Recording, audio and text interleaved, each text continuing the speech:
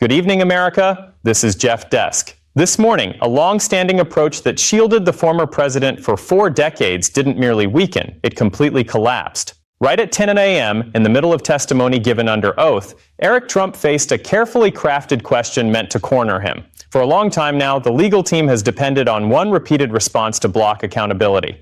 I don't remember. You've heard it repeated. I have heard it too. It forms a familiar barrier intended to keep the individual at the highest level of the company safe from responsibility. Today, however, with a clear warning about the consequences of lying under oath hanging over the room, that barrier broke apart.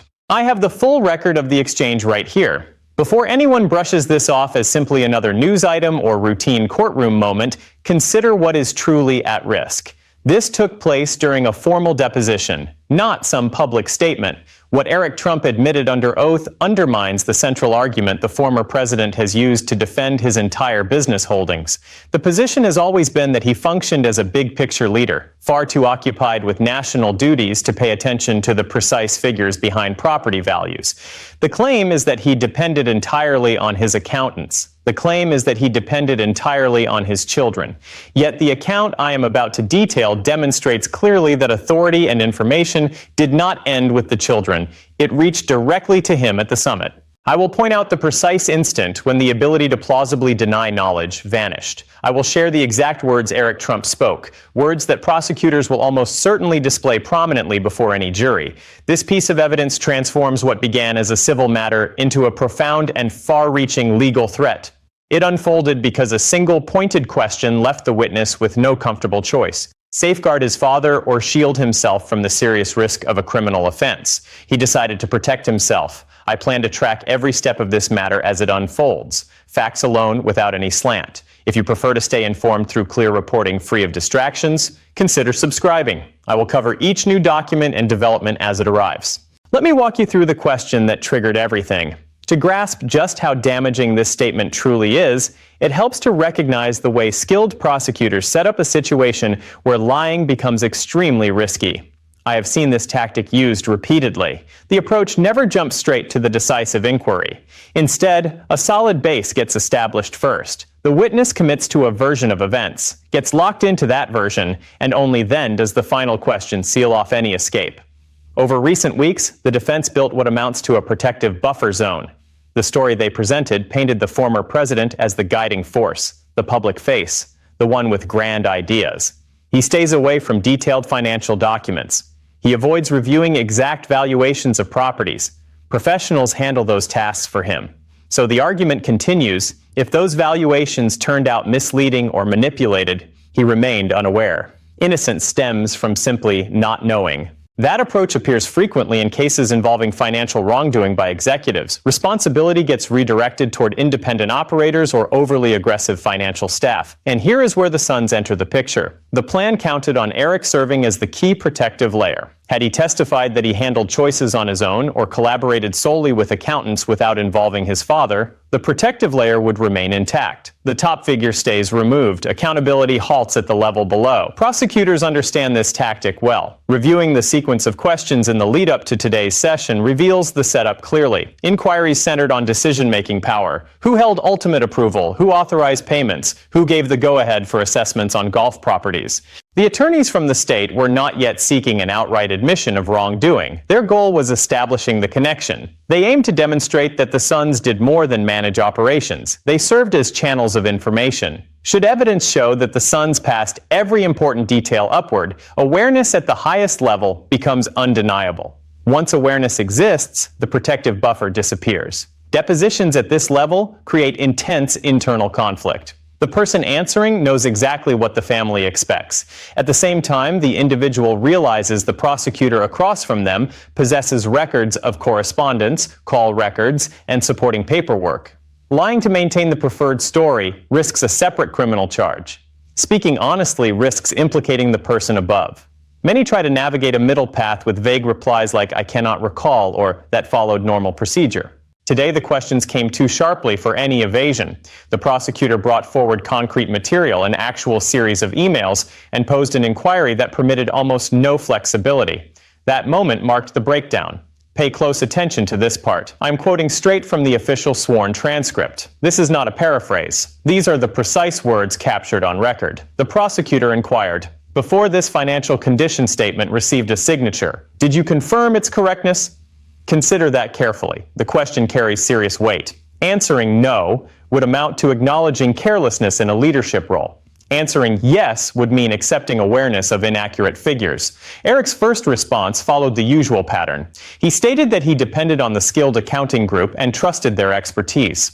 The prosecutor pressed forward without letting up. They displayed paperwork bearing Eric's own signature affirming the asset details. Then came the follow-up. "You placed your signature here. Did you possess the power to sign off on these assessed values?" And that is when the critical statement emerged. Eric Trump replied, "I went over everything with my father. He was aware of each transaction." Let me say that again, because in any courtroom setting, those words change the entire picture. "I went over everything with my father. He was aware of each transaction." Why does this carry such weight? Until now, the former president has consistently maintained distance from these matters. He has described himself as fully engaged with presidential responsibilities, election efforts, and broad strategy. In earlier sworn sessions, he stated plainly that he entrusted such specifics to his children and chief financial officer. Yet here his own son, speaking under oath, declared that they reviewed all details with him directly. The term "went over" suggests deliberate review. It suggests examination of figures, discussion of transactions, and explicit approval. It points to hands-on involvement across the board, not partial awareness, not limited to major properties, but thorough engagement with the overall procedure. That single response removes the foundation of the former president's main argument.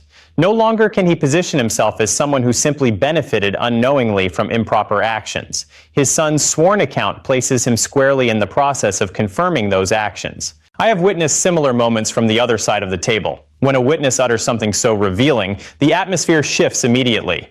Attorneys for the defense become still. They recognize the harm cannot be undone. Attempts at later explanation or reframing may occur in written submissions, but the words remain fixed in the record. Jurors will hear them clearly. Picture yourself serving on that jury. On one side stands the father insisting, "I had no knowledge." On the other stands the son explaining, "We reviewed it all with him."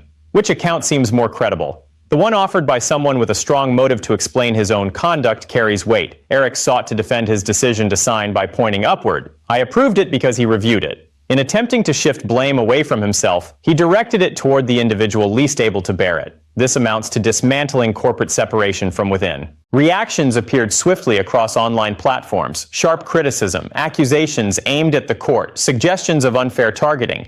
Yet beneath the outrage lies something deeper, genuine concern. From what I have observed over time, intense reactions from those defending a case often signal that control has slipped away, not that victory stands near.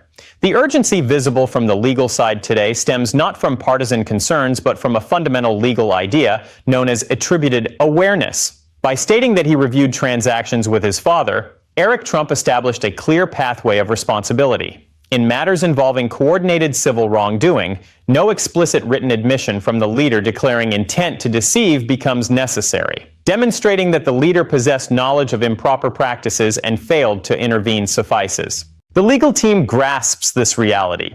They recognize that the testimony now allows prosecutors to connect every questionable valuation directly to the former president. The urgent court submissions appearing this afternoon, requests to postpone proceedings, efforts to exclude portions of the testimony, represent attempts at containment. They hope to contain what has already escaped, but the official record endures. Consider the discussions taking place behind closed doors at this hour. Attorneys must inform the former president that his claim of ignorance no longer holds. They must explain that, thanks to his son's words, he may well need to testify personally to challenge them. Should he do so, he enters a similar high-risk situation regarding truthfulness under oath. That places him in an extraordinarily difficult spot. Protecting himself would require contradicting his son directly, swearing that Eric's account is inaccurate and no such reviews occurred. That creates both a profound family strain and a devastating legal bind. Such strong responses arise from recognizing that bonds of allegiance have cracked under the weight of sworn obligation. Patterns like this surface regularly in serious investigations. When someone in a supporting role states, "I confirmed with the leader," attention shifts upward decisively. The intensity reflects a case climbing the chain of command. Based on the exchange I just shared, do you view this as an unintended mistake or as a deliberate choice to prioritize personal protection? Share your thoughts below. This follows a familiar sequence we have observed before. To anticipate what may follow, examine past episodes involving legal challenges to this organization. I have reviewed materials from the Trump University matter and the inquiry into the Trump Foundation. A recurring approach emerges in each situation. Reliance on close family ties serves as the strongest safeguard. Relatives occupy central roles, on boards, in executive positions, not merely due to family connections, but because of expected loyalty. The assumption holds that relatives will remain aligned and follow the agreed line. Yet experience demonstrates that sufficient pressure from government authorities eventually forces a choice between loyalty and personal consequences. During the Foundation inquiry, the children held board positions. As the state examined improper use of donated funds, testimony became unavoidable. Protecting the central figure proved impossible without risking individual exposure. The outcome included the Foundation's closure and substantial penalties. The current situation mirrors that sequence, though the scale has grown enormously. This involves the full scope of business interests rather than a single entity. The potential consequences tower higher, yet the underlying tension remains identical.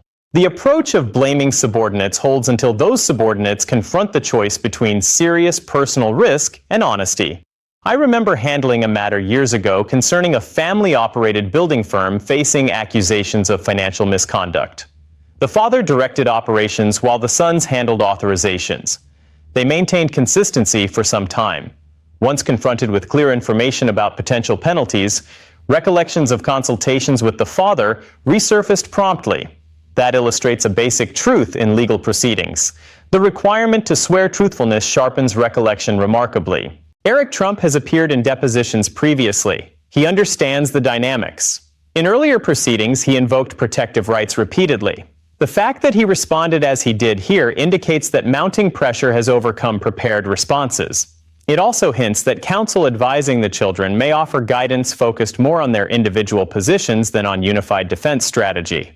In cases alleging coordinated wrongdoing, once participants begin prioritizing their own interests, the overall structure weakens significantly. The evidence suggests this moment arose not by chance, but as the logical outcome of placing family members directly in positions of exposure.